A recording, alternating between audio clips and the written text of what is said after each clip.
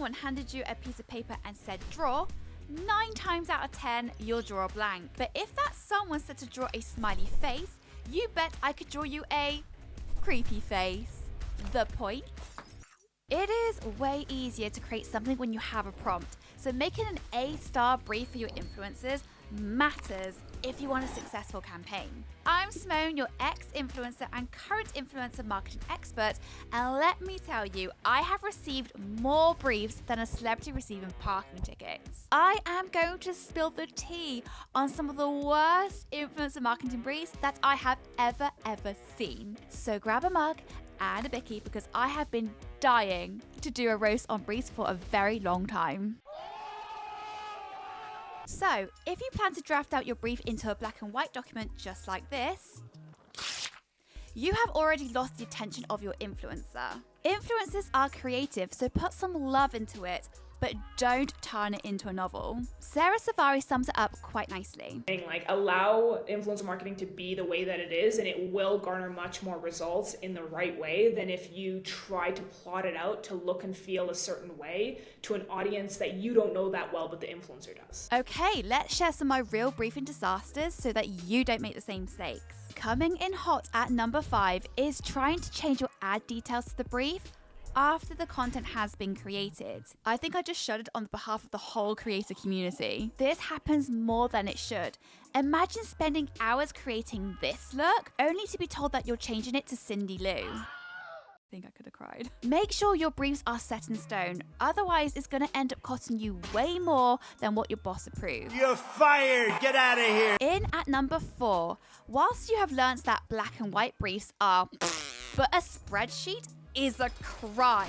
Please just no. Just as much as it's a no as wearing socks of sandals. Just don't do it. Number 3, not being clear on your final call to action before filming. Often, discount codes are the culprit. Yes, I know you could always add an overlay, but when you want to share with joy and with conviction that you can get 20% off the later Adenola Clubber because Kendall Jenner made it expensive, you want to communicate with your internet besties with spoken words. In at number 2, don't sell your influencer the dream when you just don't mean it. This often happens when a brand says that the influencer can have full creative control, but then rescinds that decision when they see the content in draft. Work with your influencer at the mood boarding stages to ensure that your key points are made, but be open to their ideas. One time when I worked with Lush on their Christmas product range, I came up with the idea to head down to the HQ and demo the products with one of their experts. My audience went mad for it. Okay, number 1 is probably, in my opinion, the worst one out of them all. Please do not tell your influencers exactly what they need to say. Yes, provide guidance, But we are not robots. nor do we have guns pointed to our heads. You may want to tell the world how wonderful the ingredients are in your product by literally reading them out, but you're going to get far better results by telling a story around the product's value proposition in the influencer's style. My boss says it quite perfectly. All the authenticity, all the creative genius gets pushed to the side just so that the brand can kind of overly synthesize this message that they think is going to somehow drive a click or whatever, when really they're totally confused and they forget about story, which is maybe the most important part of this whole thing. Let's try some black cinnamon whitening toothpaste. It's fluoride free. It's 96% natural origin. My toothbrush wasn't dry. That tastes bloody delicious. Sounds much better than this. So I just got sent this Eco Denta toothpaste. Now it's a black cinnamon whitening toothpaste, cinnamon flavour, black charcoal, refreshing for breath. Yeah, check it out, guys. Right? Vote in the comments down below. I want to know what you think.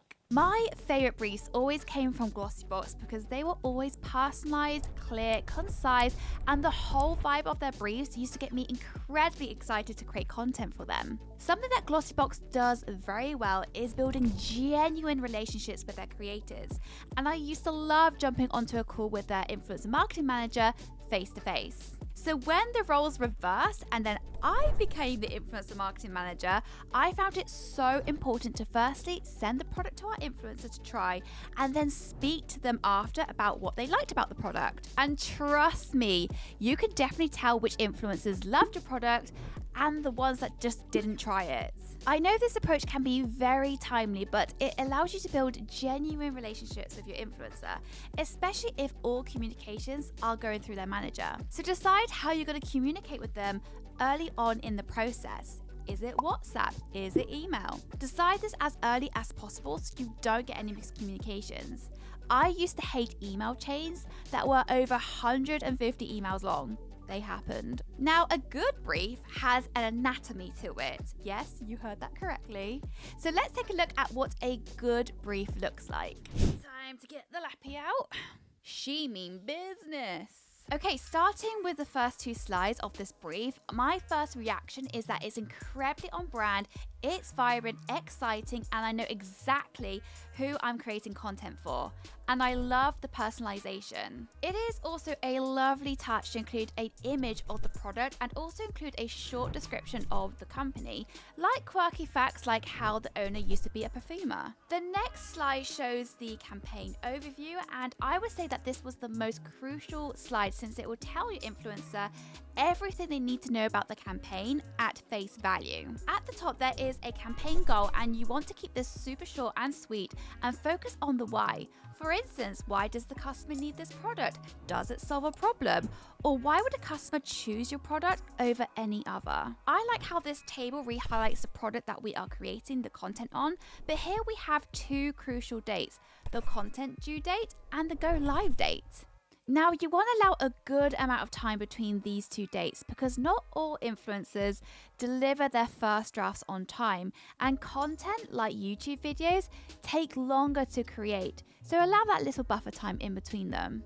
We also have a contact email address, which is super useful, and it also confirms the method of communication that you have agreed. Then we have the agreed deliverables and also the key talking points. Now, reconfirming the deliverables that have been agreed is just helpful, not only because it saves time from referring back to the contract, but it's here black and white. Your influencer knows exactly what they are creating and for which platform. For YouTube collaborations, you might want to be a little bit more specific. For example, whether it's a dedicated or integrated video. If integrated, specify when in the video and for how long. This avoids back and forth and any reshoots or edits. So key talking points is where you want to state your product's value proposition so that your influencer can communicate them in their content. This could be anything from raising awareness of a discount code to a new product being released.